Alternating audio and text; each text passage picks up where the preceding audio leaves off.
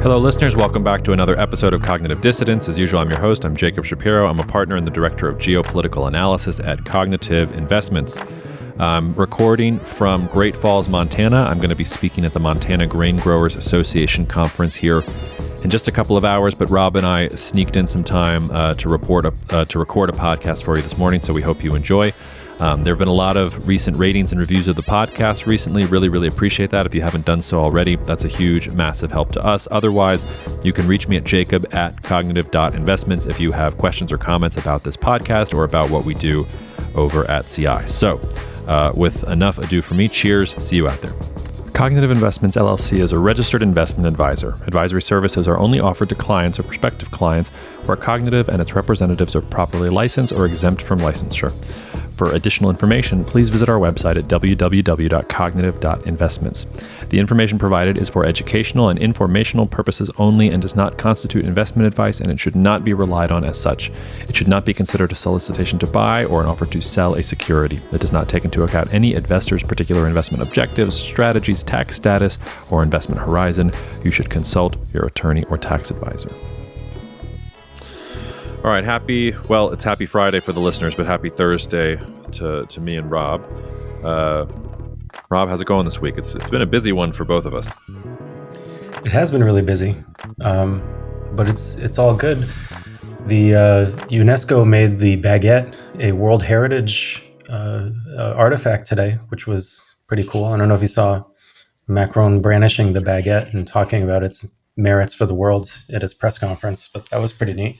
Wow, it took all of is that even a month or weeks for you to become a shill for French national interests around the world sitting there in Paris? Well, I'm totally not fashionable because I think the fashionable French people don't like baguettes. They have other kinds of breads. And I'm a baguette lover. Like, I'm a noob. I'm a bread noob.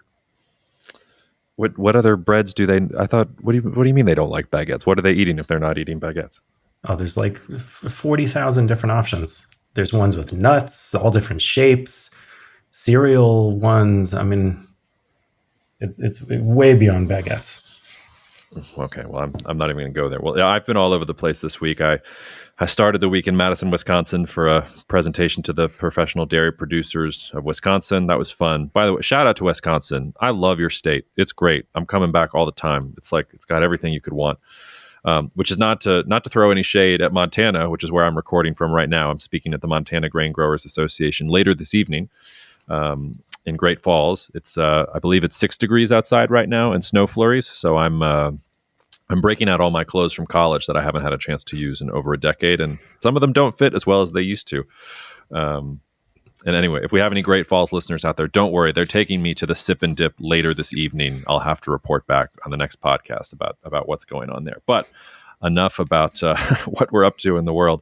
I feel like, Rob, you and I are both contrarians. And when we talk about something for a long time, my instinct is not to talk about it because we always want to find the new interesting thing. But that's not actually how media works in general. And if you're looking at headlines this week, we got to talk about China. So we're going to start there and then hopefully meander to some other places that are interesting to the listeners. But the week started off with, I don't think it's exaggeration to say these are the most serious protests in China since the Tiananmen Square protests. I think there are some very key differences, but I don't think it's a mistake necessarily to invoke the spirit of Tiananmen, and I do think it's a major threat for the Chinese Communist Party. The one thing that I'll say, and this maybe can get our conversation rolling, Rob, is the media narrative seems to think this is all about anti-COVID or protests against China's very restrictive COVID lockdowns. I think that's a part of it. I'm not going to dismiss that entirely, but there's this narrative that Chinese investments are not doing well right now because the economy is locked down, because she is worried too much about COVID. And once the COVID restrictions are lifted, the Chinese economy will start humming again. And you're seeing this rally in Chinese equities across the board this week. And I just don't think that that's right. I think that people are forgetting that the reason that Chinese stocks and Chinese companies came under pressure in the first place was not the COVID stuff, because China was, along with everybody else in the world, trying to control COVID at one point. They're just the last one standing. What really happened was the Chinese government started cracking down on Chinese tech companies, and the Chinese government started, there was concerns about the rule of law and concerns about restrictions if you're dealing with in Xinjiang with the Uyghurs, or these semiconductor restrictions that have come up lately. And it doesn't seem to me if you're just going to reopen the economy that suddenly things are going to go great. But we'll just kind of start there. You and I have obviously been talking about the real estate crisis too. None of that is solved. China's growth numbers for the year and going forward look anemic. Xi is getting his wish for L-shaped economic growth. We're at the sort of flat line of the economic growth, and it's going to be a big test. So all of that comes together for some fairly consequential protests. But I say all that, and I still come away more optimistic than you, I think. Well, there's lots to unpack there. And I feel like, I think it was Cato the Elder who, in all of the meetings of the Roman Senate, used to end every speech with, "And Carthage must be destroyed." Well, my version of that is every week you have to say, "And don't forget, the Chinese property bubble is by far the most important thing in the world," as much as we may want to talk about other things. Like, it's just so huge. So with that caveat and my Carthage, statement out of the way, let's talk about the other things, because I think there's really three issues that you laid out. There's the property issue, which we talked about.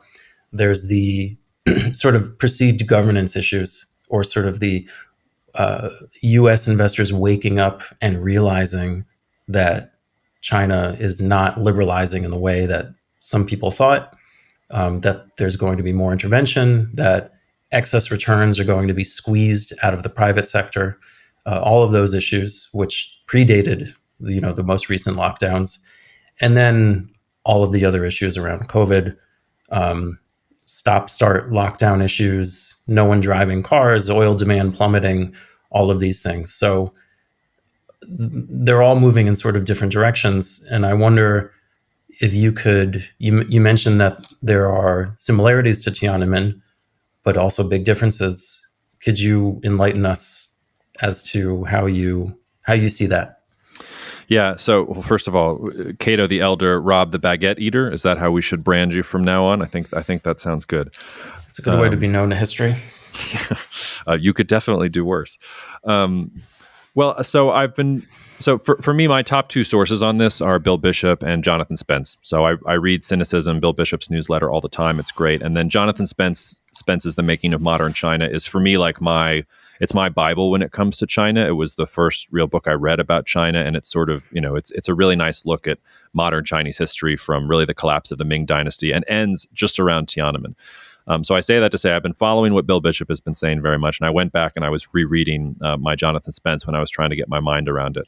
And I think the big difference is that the Tiananmen Square protest, it wasn't just, some of it was cathartic and some of it was sort of a random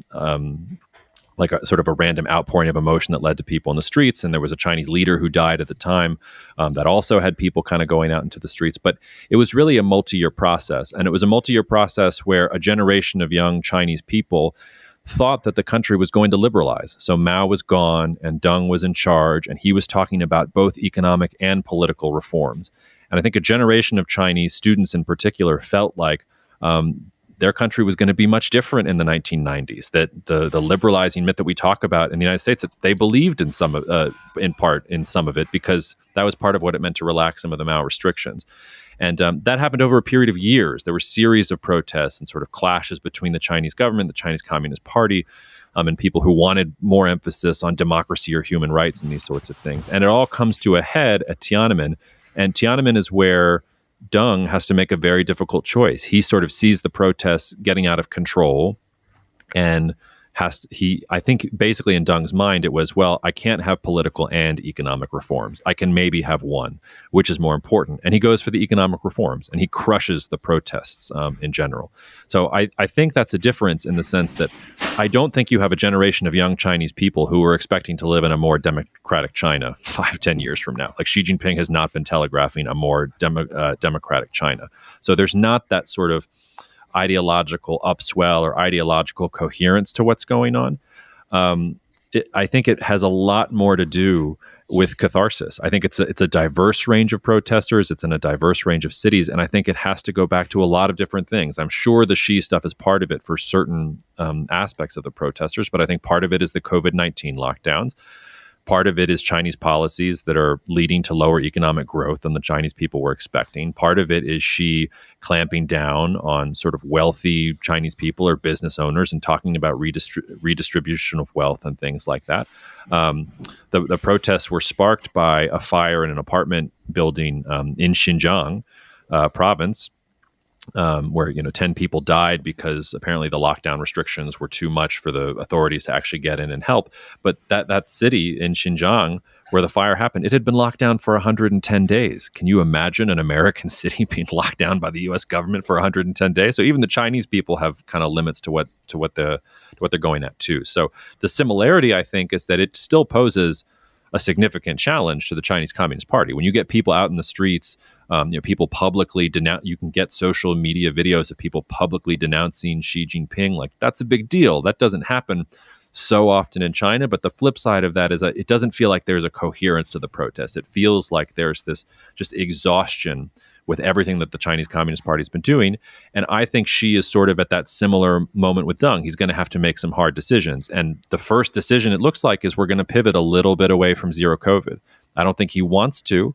I don't think this was planned even a month ago, as some people have been suggesting, but I don't know that he has a choice if the virus is going to sort of spin this much out of control and you're getting people in the streets saying, enough, we don't want to do this anymore. So that's where I'm at with the similarities and differences. I should also just say, like, the weird thing that happened this week too is, then Jiang Zemin dies during this week. So you get this weird, Tiananmen started because a former Chinese senior leader died. Now another Chinese senior leader dies, who's kind of a throwback to all of that era. So that's kind of where we're at right now.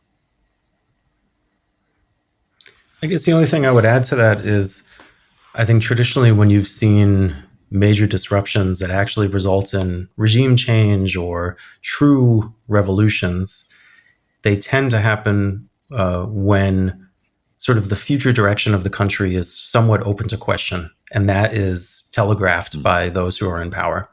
So I think you're right. Like, the big difference between now and back then was there was a huge schism within the Chinese leadership about which direction they should go in.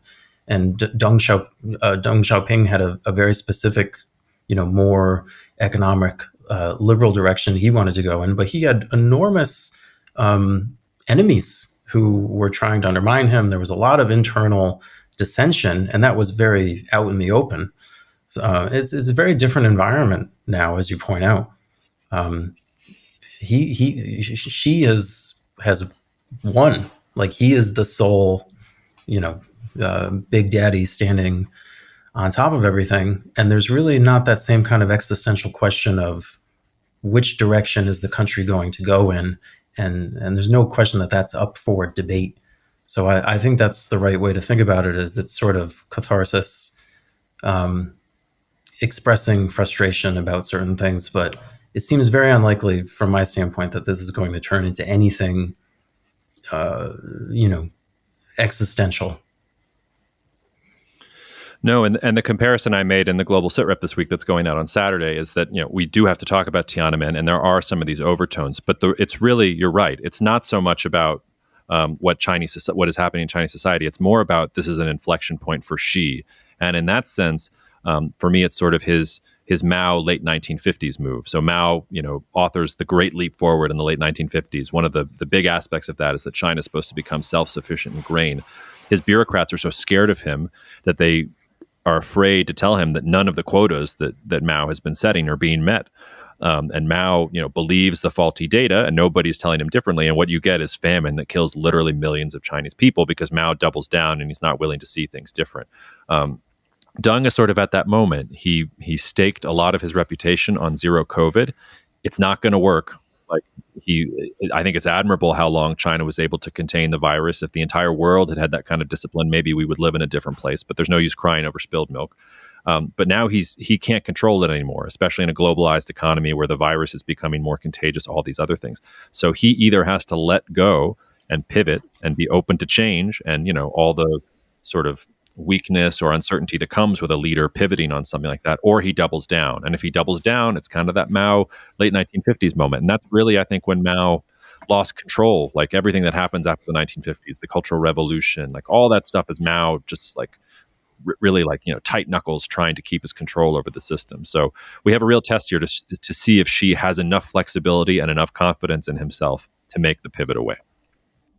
When the future of government or when the future of a country is up for grabs is really when revolution happens, which is why the situation in Iran in some ways is much more pressing to me than the protest situation in China. The economic stuff in China, I think, is actually sort of where the center of gravity of that issue is. Iran is a great example of a country where the future of that country is up for grabs, and it's not clear who comes after the supreme leader, and you have different factions that are both battling and now are out in the streets with each other. Like, that's the place I think that's what revolutionary protests kind of look like, but they can take all forms. But before we leave China, why don't we connect it back to what we've been seeing in markets as well, because there's geopolitical reality and things that are happening on the ground, and then there's how the market is interpreting it, and the market has been interpreting China in ways that I find weird all year. So yeah, and I think it's always good to have that pragmatic anchor to whatever we're doing. Is we're not just here giving our opinions. In the end, we're practitioners. We have to make a decision. So the setup on Chinese equities is that they have been in a downtrend since the last 18 months almost, and really reached heavily oversold levels about a month ago. And since then, in anticipation of COVID opening and a pivot on the policy there, have really rebounded sharply. And our analysis of the market action is that downtrend is still intact. So Mr. Market is not telling us yet that you're getting a durable bottoming process. You're getting a knee-jerk, positive reaction. But so far, I'm not seeing any evidence that this is ending. And the things that have been tipping China into a real horrid bear market have fundamentally changed, which are the property issues, the corporate governance concerns, all of that stuff. So if you're Xi Jinping and you're facing the difficult balancing act that you are facing right now, what do you think Mr. Market is telling us about what he's going to do, Jacob? Like, how do you connect the geopolitical fundamentals with Mr. Market's response? Well, I think it backs the argument that I was making at the beginning, which is to say I don't think that this is, or not that it has nothing to do with the zero COVID restrictions, but that's not the center of gravity. Like, that might be the issue that brought people out into the streets for this cathartic moment.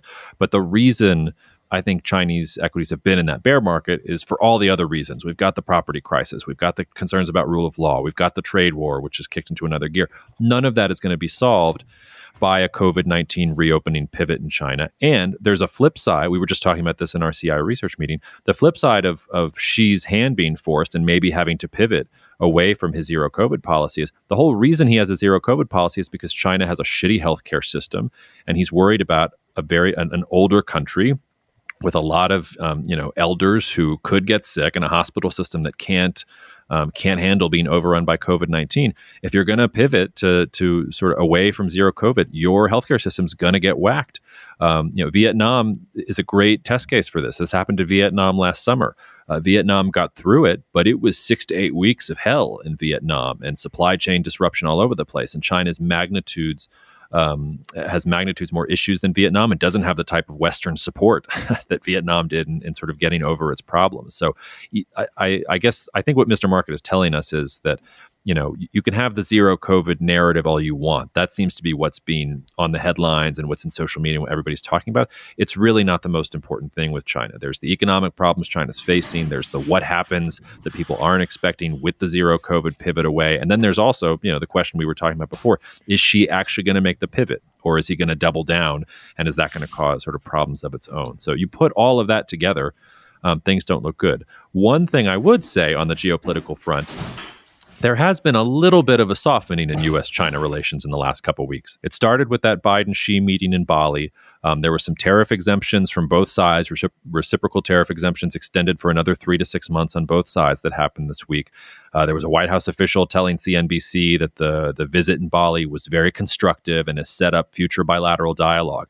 So there is some, whispers of maybe we're back to where we were in June before the Nancy Pelosi visit to Taiwan. Maybe the White House is thinking a little bit more about, can we soften this trade war, at least in the short term, to help the Fed with getting inflation down, and sort of think about attacking the supply side a little bit more and getting China back into gear. That might be sort of a more optimistic reading if you're trying to understand what the market is trying to sniff out, that these semiconductor restrictions will be paused for a while, that the U.S. and China, now that Xi has passed the party Congress and Biden has passed the midterms, that they don't have to rail on each other so much for political purposes. That to me is a more compelling narrative than, oh, we're going away from zero COVID and suddenly China's going to go back to growing like gangbusters. Like that, I don't think is a realistic thing. And I guess that's a nice segue into the interactions between China and Europe, because, speaking of coming in from the cold, I mean, there have been some big developments there just in the last week, with the economy minister of the Netherlands making those statements today about the semiconductor issue. And did you want to just speak to those developments in case the listeners haven't been following as closely as us? Sure. So, I mean, what we're really talking about here is actually for me, it's the U.S. relationship with the European Union. And, Trump's trade war, it was primarily targeted at China, but it wasn't just about China, if you remember. So he picked a lot of fights with the Europeans over trade. He called Canada a national security threat and threw some tariffs at Canada on that. I mean, the U.S. went after its allies too during the Trump administration as part of the general trade war. I bring that up because one of Biden's sort of top priorities when he came into office was to repair the transatlantic relationship. And one of the ways that manifested was the Boeing Airbus dispute, which had been ongoing for 17 years and which the Trump administration had been pushing on. It basically got resolved in the form of a truce. And the United States and the European Union seemed to be on the same side of a lot of different issues in a way that they weren't before. And the Russia-Ukraine war maybe offered the possibility that they would be on the same side again. That seems to be turning a little bit. So there's been a lot of reporting this week that European officials are really not happy with the Biden White House. They're not happy with this new industrial policy and this sort of, I mean, if you'll forgive it, but it really is make things in America greatly again, if I was trying to sum it up in terms of what Biden's industrial policy is. And the Europeans don't like that. They also don't like that the U.S. Is selling them more gas at higher prices. They don't like that the U.S. is getting to sell weapons into the Ukrainians and making money off of that. You've got Emmanuel Macron hanging out with Joe Biden. I believe their state dinner is today, or maybe it was last night. I'm not sure. But, France coming to bring some of those grievances to the United States and saying, hey, we don't like this. We need to sort of be more aligned. And the United States, saying all the right things, but then, Biden's still continuing on with his industrial policy. So there is this break, I think, between the U.S. and the European Union, and it started in the Trump administration. It's continuing in the Biden administration, just because in a truly multipolar world, like Europe and the United States can be on the same sides of lots of issues. But if it really is every man for himself, or every country for themselves, or every woman for themselves, like there are going to be divergences, because what is good for the United States is not necessarily what's good for the European economy. And I think that has been out sort of in full swing. And the flip side of that is, if you're a Germany or if you're another European country, that changes the way you think about China. That also maybe changes the way you think about Russia or some of these other countries long term. German Chancellor Olaf Scholz got killed for going to China and sort of doing the pragmatic thing and meeting with Xi Jinping. He got killed in his own government. People were criticizing him. But I think he also sees that, well, if the U.S. is going to go full, U.S. industrial policy, and they're going to go full trade war against China, not necessarily the right thing for the German economy to sign on to that. Germany's made big bets about China. And just because of this Russia-Ukraine war doesn't mean that some of those companies need to abandon those bets. So I'm not, by the way, not supporting that view. I'm just trying to explain it. So that's I think the tensions that we're seeing there between the United States and the European Union, it's really important, and it's the evidence that I think that we really are moving towards that multipolar world, as opposed to just a bipolar world with the United States and China on opposing sides. And the issue around ASML and semiconductors, and the Netherlands in particular, seems like a pretty interesting test case, where they were making comments this week basically saying, like, look, we're not going to cut China out entirely the way that you would like. And, there was some nuance around those comments. But still, it seems like a very surprising rebuff of the United States. I mean, we spoke about the Netherlands and Japan in particular being sort of the bellwethers here, and it looks like it's tilting toward confrontation rather than towing the line. Is that a fair way to sum it up? Not for Japan. I think you're right for the Dutch. I mean, it's the United States led the charge towards globalization, and it seems to be leading the charge now away from globalization. So you can understand why a company like ASML, which is literally like ASML should be like the platonic example of what comparative advantage looks like, where one small country gets really, really good at this one really, really hard technical thing. Everybody depends on them. And it's the United States that says, okay, we want to use the creation of this incredible technology to hurt another country. Like that wasn't supposed to happen in the Washington Consensus and in a world with the World Trade Organization, all these other things. And so you can sort of feel why China's upset about it, why a company like ASML is upset about it, because if you're really sort of changing the macro fundamentals of the world trade right underneath them. But in terms of Japan, Nikkei actually had a survey out this week that had, I think it was 78% of Japanese companies that responded to the survey said there was increased risk in procuring parts and materials from China. You had more than half of them saying they were going to imminently reduce procurement ratios from China, and even more than that for certain components and things like that. So it seems to me that Japan is decoupling from China. And I think Japan understands that it has risks and exposures to China that it can't handle, and that it's going to throw in its weight, not necessarily just with the United States, but that it's more a robust part of sort of opposing China. And that makes sense. Like China's right across, it's right there. It's a neighbor. It's a much less pressing threat for Amsterdam to sort of look at and be like, why are we worried about the Chinese? They have to get through Central Asia and Russia and all of Eastern Europe and Germany before they get to us. Like, are we really concerned that they're going to come marching over here? Like, probably not. That's not as much of a pressing concern, more for Japan. So and this also goes back to the United States is just not this unipolar power anymore. Even when the United States was a unipolar power, it's not like U.S. power meant that the United States could just go to a foreign company or a country and say, do this or else, and that company or country would just do it. That's a fairly what's the right word? It's a fairly heavy-handed way of trying to conduct foreign policy. If you really want to build a coalition against China, you need diplomacy. It has to be, okay, do this for us, and we will do this for you. We will make you whole in this way. This is why this will be good for you.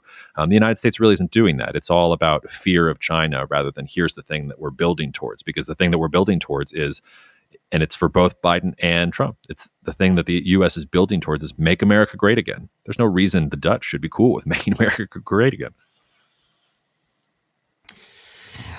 Well, it's interesting because we just completed our monthly review of all the different countries that we look at. And we look at the monthly charts, which are very long-term charts as a group with our CI investment team.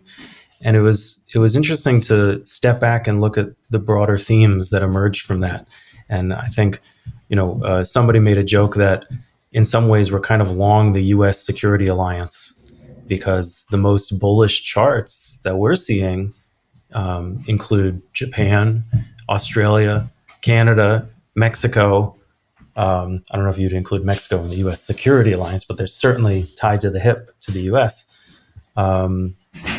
That was a little bit surprising, but I wonder if the market is starting to sniff out that the nations which are well positioned to at least be on a side are going to see investment growth beyond what one might have expected.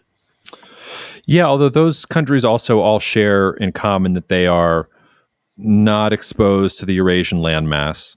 They have resources that they're probably going to be able to sell as supply chains rejigger and as people try and source things differently. So, for instance, I've made the investment case for Poland a couple of weeks ago in the Global Sitrep. I'm feeling very bullish about Poland. You said the chart for Poland didn't look very good. Poland is certainly in that U.S. security alliance. So it's not just about being in the security alliance. I think there's two profiles right now for the types of countries today that we're interested in. The first are the countries that are geopolitically strong enough to sort of chart their own course. So those are countries like Brazil, like Turkey. India is one that we could go back and forth about, but it has a lot of those elements where that's a large enough country where it can be self-sufficient in some ways. It can really be out there for itself and be one of those poles of power in a multipolar world. And then the other ones are you selling commodities that everybody is going to need? Are you far away from potential enemies? And are you going to have some pricing power as you become sort of the depot for the U.S. alliance or for the Chinese alliance or this, that, or the other thing? So I think that's how I would break it down. Certainly, though, and this is an argument I've been making on the road here in Wisconsin and Montana this week. A lot of times, especially American, whether it's American companies or American agricultural producers, one of the questions I get the most often is, well, what market should I be prioritizing if China's not the one? Where should I be exporting to in the future? And the sort of one of the controversial places that I land is your top export market might be the United States. Might just be right here, because where is GDP per capita going up, and where do you have the most secure supply lines, and where can you actually be sure that you're going to get return on those things? Like in this multipolar world, like looking a little bit closer to home might be the way to sort of express that in that way. So yeah, I think that's why just because we're moving towards this multipolar world, and just because the United States power relative to other countries is declining, doesn't mean the United States isn't still fabulously powerful, fabulously wealthy, and a great investment. If anything, the threats will probably spur the United States to new investment and will create destruction in some industries that depended too much on globalization, and also tremendous opportunities in industries that refocus themselves around these global dynamics that we're seeing.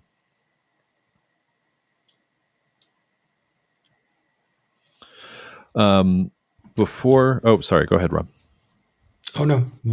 Where shall we go from here?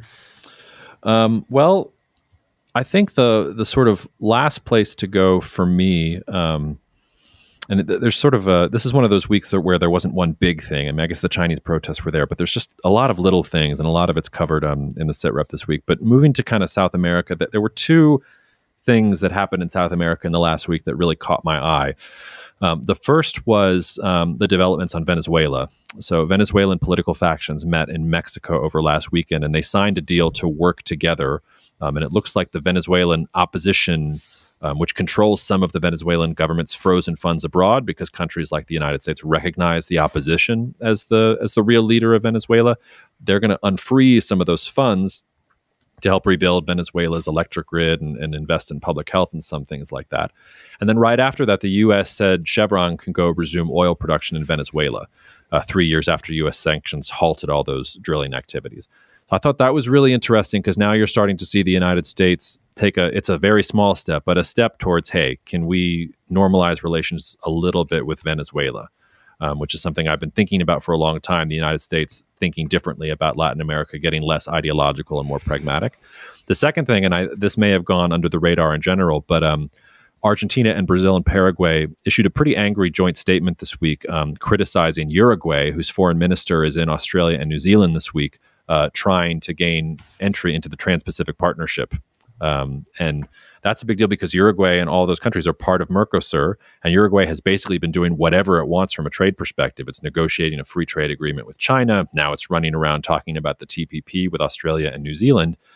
And you've got these three other Latin American countries saying, like, hey, what gives? Like, you're supposed to be part of Mercosur. We either do this together or we don't do this.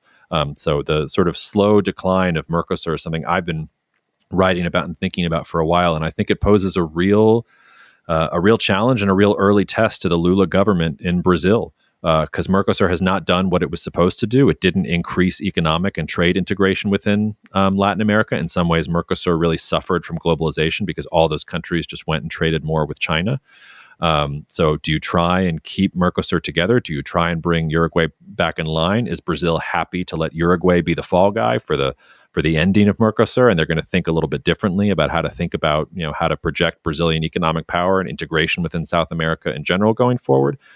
Just two things that happened in South America this week that I think they will go largely under the radar, but which fit into this sort of general multipolar world that we're describing. And if Mercosur essentially breaks down, what does that mean for Brazil as by far the largest economy, the largest country in the region? Does that, I would imagine that impacts them less severely than it would the smaller countries that are looking for access to Brazilian markets, looking for access to Brazilian commodities. Who gets hurt? And why is Uruguay, do you think, eager to flirt with the TPP? And with China. I mean, if you're a small country like Uruguay and you want to, and you don't really have enemies around you, you don't want to be in any one block. You want to be in the free trade environment. That's what's good for a small country like that. You want to sell your things abroad. So it makes perfect sense that they want more free trade agreements abroad. And Brazil has also complained before that they haven't been able to go and negotiate trade agreements that they want in other parts of the world because they're stuck with Mercosur, because Argentina has completely diametrically opposed interests in terms of how they think about free trade and liberalizing in trade and things like that. But I think this goes back to the unintended consequences of globalization. Mercosur was founded around the same time of NAFTA, around the same time that China was welcomed into the WTO. And China coming into the WTO had a lot of different effects, but one of them was that instead of integration between those Mercosur countries, they all just started sending and selling their commodities to China. Brazil's doing that more and more. The Chinese are looking at Brazil now as a major alternative to things like U.S. corn and U.S. soybeans.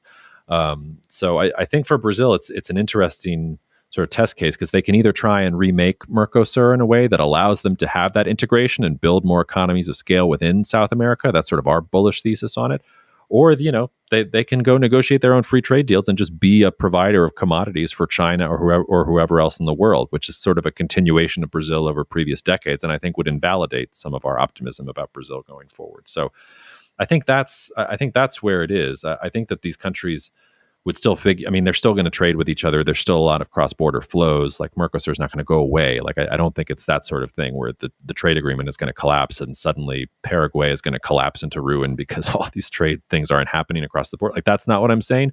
But I do think it's an interesting look and an interesting decision point for how Brazil wants to frame itself in terms of trade relations, and whether it wants to be the leader of South America or whether it wants to be a provider of commodities to different powers abroad. And maybe it can have its cake and eat it too. I'm not sure. But if I was advising Brazil from just a geopolitical perspective, I would say this is a great opportunity to build up South America, to build up integration and build up the strength of neighbors, rather than just going and selling corn to the Chinese. What about Brazil and Europe? Because I thought it was funny and interesting that after the election of Lula, one of the first calls that was made was by President Macron, saying, and this was a big thing here, where he referred to Lula using the familiar tu form, which is like, whoa. Wow. That's not very formal. I barely speak to my mother-in-law using the tu form, never mind the president of Brazil. And, basically saying, I've been waiting for this moment because now we can do a lot of business together. How would you think about the different incentives of the Lula administration and the ability of Brazil to project the kind of values that Europe seems to demand from an environmental standpoint, from a human rights standpoint, all of these things, in order to do business with the EU? Do you think that they can square those things, or is there something fundamentally preventing any administration in Brazil from meeting the kind of hurdles that you would need to meet to really become a strong partner for Europe? Well, you might have a better answer to this than me, because you're the one who's running around Paris eating baguettes and triple cream brie. But if I were to venture an answer, it's a little weird, because it really goes down to how much do you buy why Macron was so anti the EU-Brazil free trade deal. Ostensibly, it was because Macron didn't like Bolsonaro and didn't like the destruction of the Amazon and all these things that Bolsonaro was doing that Macron found somehow personally offensive and projected it that way. But my understanding of it really was that the French government was more afraid of Brazilian competition in agricultural markets, and that French farmers and French food exporters were going to be hurt if you got this EU Brazil free trade deal, and that was why Macron kind of quashed it at the last second. I don't know why Macron would feel especially friendly towards Lula.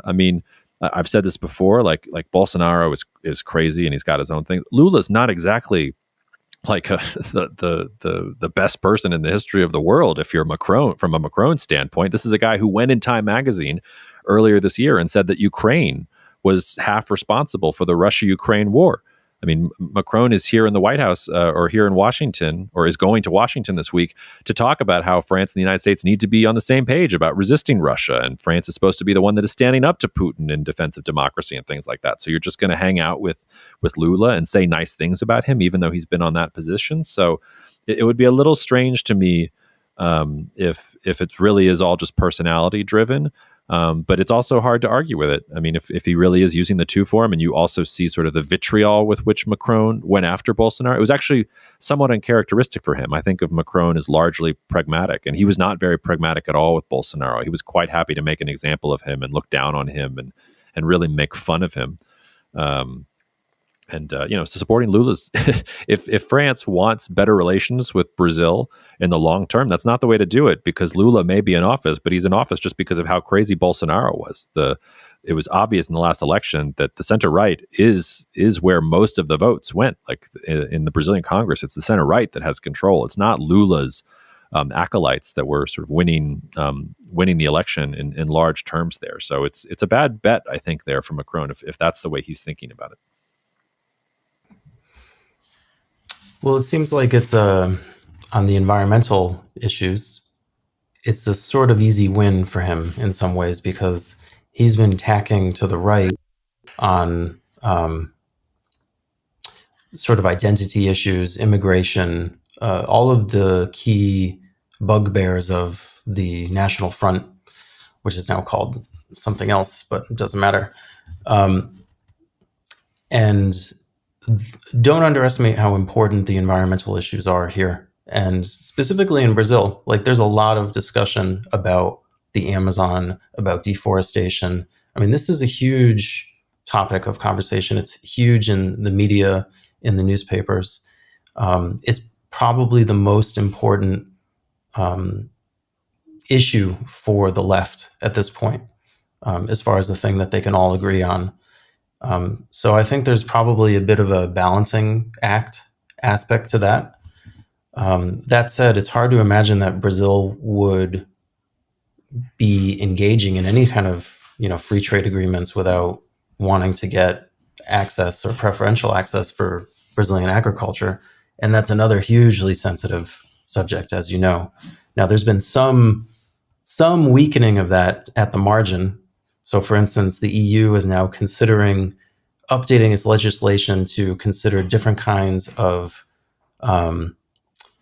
genetically altered foods, not GMOs, which is a different thing, but genetically altered foods, which is essentially changing the DNA of the food using like a CRISPR type technology.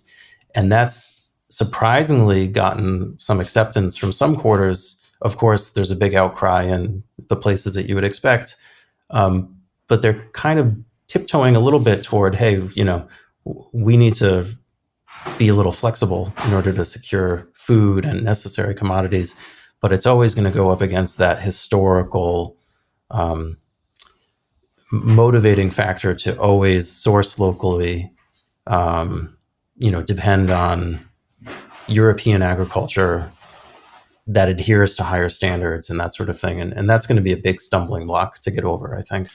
Yeah, although the European Union can't, I'm wondering if the European Union can't also, or can't have its cake and eat it too there, because the EU and EU countries are getting pretty draconian about how they're enforcing some of their environmental concerns, especially in relation to farmers. There was that report from the Netherlands this week about the Dutch government came out with a plan that basically said if not enough Dutch farmers sign up to sell their farms to the government, that there will be compulsory selling of Dutch farms. And yeah, we'll pay you 120% of whatever the value is, but that the Dutch government is going to come in and shut down some farms just so that they can meet their quotas on nitrogen pollution out to 2030. Netherlands, one of the biggest agricultural exporters in the world compared to its size. It's a major source of business there. And if you keep doing that across the European Union, if you keep curtailing the ability of farmers to actually produce things, well, first of all, a lot of people are going to leave farming and agriculture in general. And second of all, your output's going to start declining. So I wonder if we're going to get into a position here where Europe goes so far on the environmental concerns on its agricultural sector that maybe Europe does start looking at importing things from abroad that it wouldn't otherwise. There's a long way to go between now and then, but if you if Europe continues on its trajectory right now with how harshly it's cracking down on agriculture due to the environmental things, like, might be a different story 10 years from now, where France is not worried about Brazilian competition, but is worried about maybe getting access to some things from Brazil because they can't necessarily get it in Europe anymore because they've sacrificed, production in the name of the environmental gods.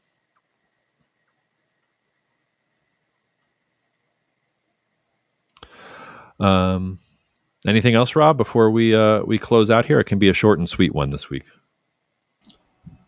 Well, let's go short and sweet. Okay.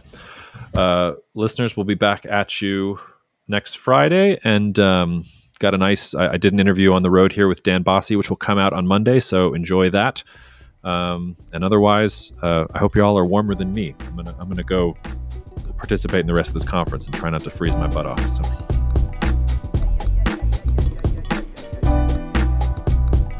Thank you so much for listening to the Cognitive Dissidence podcast, brought to you by Cognitive Investments. If you are interested in learning more about cognitive investments, you can check us out online at cognitive.investments. That's cognitive.investments. You can also write to me directly if you want at jacob@cognitive.investments. Cheers, and we'll see you out there. The views expressed in this commentary are subject to change based on market and other conditions. This podcast may contain certain statements that may be deemed forward-looking statements. Please note that any such statements are not guarantees of any future performance, and actual results or developments may differ materially from those projected. Any projections, market outlooks, or estimates are based upon certain assumptions and should not be construed as indicative of actual events that will occur.